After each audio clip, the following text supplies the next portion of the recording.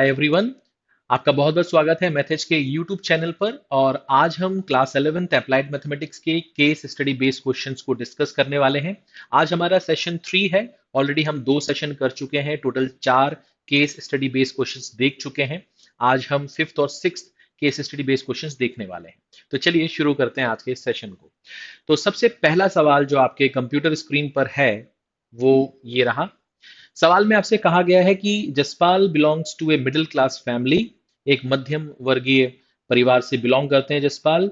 He works in a company, company में काम करते हैं। His children wanted that their father purchase a car for the family. उनके बच्चे चाहते हैं कि वो जसपाल जी अपनी फैमिली के लिए कार खरीदें।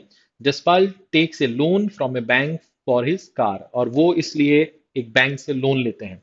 Jaspal Singh repays his total loan of 1,18,000 by paying every month starting with the first installment of rupees 1,000.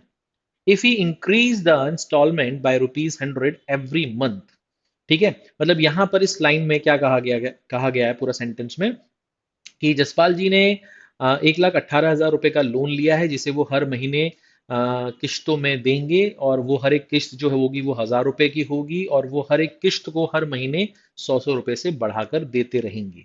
तो ये जो ऊपर जो सवाल आपको दिया गया है उसके आधार पर, उसके बेसिस पर आपको नीचे दिए गए 5 सवालों का जवाब देना है। पेपर में केवल आपको इन 5 में से 4 सवाल करने होंगे, हम पांचों करेंगे। According to the above information answer the following question. ठीक है, क्या करने वाले हैं, कैसे करने वाले हैं, ध्यान से देखो। सबसे पहला सवाल आपके सामने जो है, मैं अभी आपको रफली इसके आंसर्स बताऊंगा, फिर मैं आपको बताऊंगा इसके आंसर आपको किस तरह से प्रेजेंट करने हैं।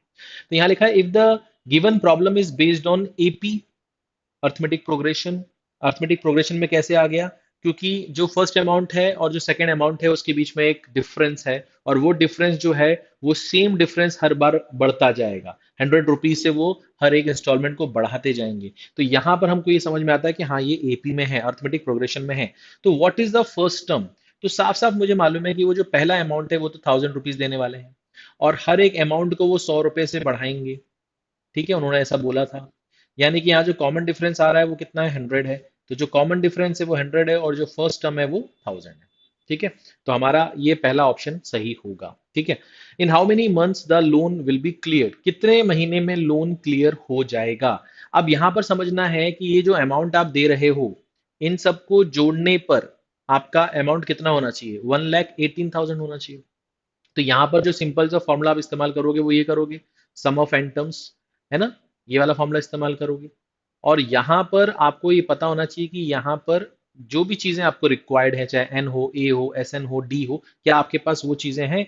तो आप कहोगे सर टोटल जो सम होना चाहिए वो 1,18,000 होना चाहिए, वो मेरे पास है। एन जो है वही तो टाइम पीरियड है कि कितने इंस्टॉलमेंट में वो पूरा होगा, हाउ मेनी मंथ, मतलब कितने महीने लगेंगे। तो यही तो एन निकालना है। 2 इंटू ए यानी कि फर्स्ट टर्म यानी कि 1,000, और एन मुझे निकालना है। और यहां पर डी जो है वो कॉमन डिफरेंस है जो कि 100 है। ठीक है, अच्छा। अब यहां पर जब आप इसको सॉल्व करोगे तो यहां से आपको एन की वैल्यू मिल जाएगी।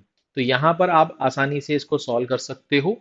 यहाँ पर इसका जो आंसर आएगा वो 40 आएगा, तो मैं यहाँ लिख देता हूँ कि इसका आंसर 40 है। आप इसको सॉल्व कर सकते हो। ठीक है, तो ये सेकंड वाला पार्ट भी आपका क्लियर हो गया। ठीक है, अच्छा। The amount paid by him in 30th instalment, है ना, जो वो 30th इंस्टॉलमेंट देगा वो अमाउंट कितना होगा? तो जाहिर सी बात है कि ये जैसे फर्स्ट टर्म है, ये सेकंड टर्म है, ये फर्स्ट इंस्टॉलमेंट है, ये सेकंड इंस्टॉलमेंट है, तो जो 30th इंस्टॉलमेंट होगा वो 30th टर्म होगा। तो 30th टर्म अगर होगा तो वो हम कैसे निकालेंगे? वो हम ऐसे निकालेंगे, a plus n minus one d. ठीक है, अगर मैं यहां लिख दूं कि nth टर्म जो होता है वो a plus n minus one d होता है, तो यहाँ पर n की जगह मैंने 30 रखा, तो n माइनस वन यहाँ पर 29 डी हो जाएगा। a की वैल्यू मुझे मालूम है कि 1,000 है, 29, और डी की जगह मैंने 100 लिख दिया। तो ये सॉल्व करने पे मुझे कितना मिलेगा? 2900 प्लस 1,000 इज इक्वल टू 3,900। यानी कि ये जो होगा इसका सवाल का जवाब हो जाएगा। सिंपल था ये भी। अब यहाँ पर जो सवाल लिखा है वो गलत लिखा है। ठीक है, यहाँ पर एग्जामिनर क्या कहना चाहता है वो हम समझते हैं। वो ये कहना चाहता है कि 30th इंस्टॉलमेंट तक उसने टोटल कितना अमाउंट आपको दे दिया होगा। मतलब जो 30 इंस्टॉलमेंट वो दे देगा तब तक उसने कितना अमाउंट उसने पे कर दिया, ये पूछ रहा है आपसे। तो इसका मतलब ये है कि आपको सम ऑफ 30 टर्म्स निकालने होंगे। सम ऑफ क्या निकालने होंगे? 30 टर्म्स निकालने होंगे। तो यहाँ पर n/2 ये वाला फॉर्मूला अगर मैं इस्तेमाल करूँ, ये वाला फॉर्मूला इस्तेमाल करूँ, मैं डायरेक्ट वैल्यू पुट कर रहा हूँ, तो n की जगह मैं 30 पुट करूंगा, हाँ या ना।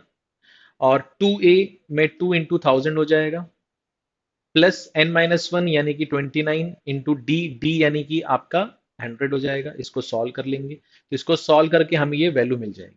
ठीक है, बात समझ में आ रही है? इसको सॉल्व करके जो वैल्यू मिलेगी वो आपका आंसर हो जाएगा। तो यहाँ पर मैं लिख देता हूँ कि ये 15 होगा, 30/2 को मैंने लिख दिया। ये 2000 है और ये 2900 है, तो ये 4900 हो जाएगा। अब यहाँ पर हमें 4900 और ये 2450 इसको जोड़ते हैं और एक जीरो लगा देते हैं, तो ये आ जाएगा 73500। तो ये 735 ये रहा, ये अमाउंट हो गया। अब आप सोच रहे होंगे कि ये मैंने कैसे मल्टीप्लाई कर दिया। तो मैं आपको बता दूं कि किसी भी नंबर को अगर 15 से मल्टीप्लाई करना होता है तो उस नंबर में उसका आधा जोड़ दो, जो वैल्यू आए उसको बाद में 10 से मल्टीप्लाई कर दो, आंसर आ जाएगा। इसका एक शॉर्टकट जो है उसके ऊपर मैंने वीडियोस भी बनाए, आप चाहें तो आप जाके देख सकते हैं। ठीक है, फास्ट कैलकुलेशन के लिए मैंने आपको इसकी वीडियो प्रोवाइड की गई है। अब बाद में ये आता है कि सर ये भी हो गया, बाद में आता है कि what amount does he still have to pay after 30th instalment, यानी कि 30th इंस्टॉलमेंट देने के बाद उसको कितना अमाउंट और देना होगा। तो इसका मतलब इस सवाल का जो जवाब है वो इस पर निर्भर करता है। टोटल पैसा कितना है भैया, 118,000। इसमें से इतना अमाउंट तो वो दे चुका है, इसको माइनस कर लो, 73500। इसको सॉल्व कर लोगे आपका आंसर आ जाएगा, हाँ या ना। और ये आपके सवाल का क्या हो जाएगा, जवाब हो जाएगा। बात समझ में? अब इसको माइनस तो कर ही सकते हो आप, इतना काम तो आप कर ही सकते हो। तो ये आपका पहला जो केस स्टडी बेस्ड सवाल था वो हमने आज कर लिया। मैंने आपको बता दिया रफली, बट आपको पेपर में किस तरह से प्रेजेंट करना चाहिए वो यहां पर मैंने बताया हुआ है ना। तो यहां पर आप सबसे पहले जैसे करेक्ट ऑप्शन बताओगे क्या है, फिर उसका एक्सप्लेनेशन दोगे, फिर एक्सप्लेनेशन में लिखोगे कि क्या क्या है। फिर दूसरे वाले का आंसर बोलोगे तो सबसे पहले बोलोगे करेक्ट ऑप्शन क्या है, फिर उसका एक्सप्लेनेशन तैयार करोगे, जो जो चीजें आपको गिवन है फॉर्मूला पुट करोगे, सॉल्व करोगे, और सॉल्व करने पे ये वैल्यूज आपकी आ जाएंगी। बात समझ में आ गई? इसी तरह से ये भी सॉल्व करना है आपको। ठीक है, और आगे थोड़ा सा बढ़ते हैं, तो इसी तरह से आपको ये भी सॉल्व करना है। ठीक है, बात समझ में आ गई, हाँ या ना? सिंपल है, आसान है, सरल है। ठीक है, बस वहां पर अपने आंसर को बहुत अच्छे से प्रेजेंट करना। तो ये स्क्रीन पे आपको दिख रहा है ना, कि किस तरह से आपको अपने आंसर को प्रेजेंट करना है। सॉल्व करना अलग बात है, अच्छे से प्रेजेंट करोगे तो फिर पूरे नंबर मिलते हैं। ठीक है, बात समझ में आ गई? अच्छा, अब बात करते हैं सेकंड सवाल की। अब जैसे यहाँ पर सवाल है कि Reena's mother buy game for her, Reena wanted to play it with her friend Nina. She called Nina and told her to about the new game. Nina came to Reena house to play the game. The game consisted of 8 triangles, out of which 3 were blue and rest were red. ठीक है, and 10 squares, out of which 6 were blue and rest were red. ठीक है, while both friends were playing, one piece was lost at random. अब इतनी जानकारी से हमें ये पता चलता है कि भाई दो लोग हैं, एक है रीना, एक है नीना। ठीक है, अच्छा, ये कोई गेम खेल रहे हैं, उस गेम में उनके पास में ट्रायंगल है और उनके पास में स्क्वायर हैं। ट्रायंगल कितने हैं? ट्रायंगल उनके पास 8 हैं, स्क्वायर उनके पास 10 हैं, मगर इसमें उनके पास दो कलर ऑप्शंस हैं। तो ट्रायंगल में 3 ब्लू कलर के हैं, तो ये ब्लू 3 हो गए, तो रेड जो होगा वो 5 होगा। यहाँ पर ब्लू और रेड देखते हैं। यहाँ पर स्क्वायर जो 10 हैं उसमें से 6 जो हैं वो ब्लू कलर के हैं, यानी कि 4 जो हैं वो रेड कलर के हैं। ठीक है, ये आपको जानकारी यहां से मिल गई। अब बोल रहा है according to the above information answer the following question. ऊपर दिए गए सवाल के हिसाब से आपको नीचे दिए गए 5 सवालों के जवाब देने हैं। अब यहां पर आपको क्या करना है, ध्यान से देखो। यहां पर आपसे क्या बोल रहा है, how many triangles are of red colour. Triangle की बात कर रहा है, रेड कलर की बात कर रहा है, तो ये 5 आ गया। उसके बाद क्या बोल रहा है, and how many squares are of red colour, ये भी रेड कलर बोल रहा है, तो इसके रेड कितने हो गए, 4 हो गए। तो यहां पर 5,4 ऑप्शन में होना चाहिए, तो है क्या, हाँ है, फर्स्ट ऑप्शन ये, तो इसका आंसर आ गया। सेकंड में वो क्या बोल रहा है, find the probability that lost piece is triangle. अब आप बोलो आपके पास टोटल सैंपल स्पेस कितना है, तो आप बोलोगे 8 और 10 18। ठीक है, फेवरेबल क्या होगा, आपसे किसके बारे में बात कर रहा है कि find the probability that lost piece is triangle, और ट्रायंगल है कितने, 8, तो आप बोलोगे 8/18। तो ये हो जाएगा 2 4 जा 2 9 जा, यानी कि 4/9। तो ये हो गया आपका पहला ऑप्शन। डी में आपसे क्या बोल रहा है? डी में आपसे बोल रहा है find the probability that lost piece is square of blue colour. तो पहली बात, टोटल सैंपल स्पेस तो 18 ही होगा, और वो क्या बोल रहा है? स्क्वायर की बात कर रहा है, ब्लू की बात कर रहा है। तो स्क्वायर में गए, ब्लू कितना है? 6 है, तो 6/18 हो गया, यानी कि 1/3 हो गया। ठीक है, तो ये आ गया 1/3, ये भी खत्म। उसके बाद क्या बोल रहा है? Find the probability that lost piece is triangle of red colour. तो टोटल सैंपल स्पेस 18 हो गया। ट्रायंगल की बात कर रहा है, रेड कलर की बात कर रहा है। ट्रायंगल में रेड कितना है? 5 है, तो ये हो जाएगा 5/18। इसमें तो कुछ कैंसिल नहीं हो सकता, ये रहा ऑप्शन में। तो ये हो गया ये सवाल। बात समझ में आ गई? ये रफली मैंने आपको बताया कैसे इस सवाल को करना है। अब पेपर में इसको प्रेजेंट कैसे करना है, उसके लिए आपको क्या क्या चीजें किस किस तरह से बतानी होंगी। सबसे पहले आप बता दो करेक्ट ऑप्शन क्या है, ताकि उसको देख के वो नंबर दे दे। फिर एक्सप्लेनेशन आपको देना है।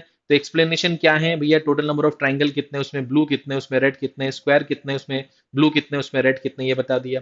फिर उसके बाद बी ऑप्शन का आंसर बता दो, उसका करेक्ट ऑप्शन क्या होगा, फिर उसका एक्सप्लेनेशन दे दो यहाँ पर। उसी तरह से सब में आपको ये प्रोसीजर फॉलो करना है। क्या ये बात समझ में आ रही है? हाँ या ना? आपको सवाल समझ में आ रहा है किस तरह से उसको सॉल्व करना है, किस तरह से उसको प्रेजेंट करना है? प्रेजेंट करना बहुत ज्यादा इंपॉर्टेंट है, क्योंकि आंसर बहुत लोग को आता है, बहुत लोग इसको बहुत आसानी से आंसर दे सकते हैं, बट इसमें भी आपके नंबर ना कटें, आपको लॉस ना हो, इसलिए मैं आपको बता रहा हूं कि आप इस पर थोड़ा सा फोकस करिएगा, इसके प्रेजेंटेशन पर। ठीक है, बात समझ में आ गई? तो आज के सेशन में इतना ही रखते हैं, और नेक्स्ट सेशन में मिलेंगे, और फिर हम बात करेंगे किसी और केस स्टडी बेस्ड सवाल की। Thank you.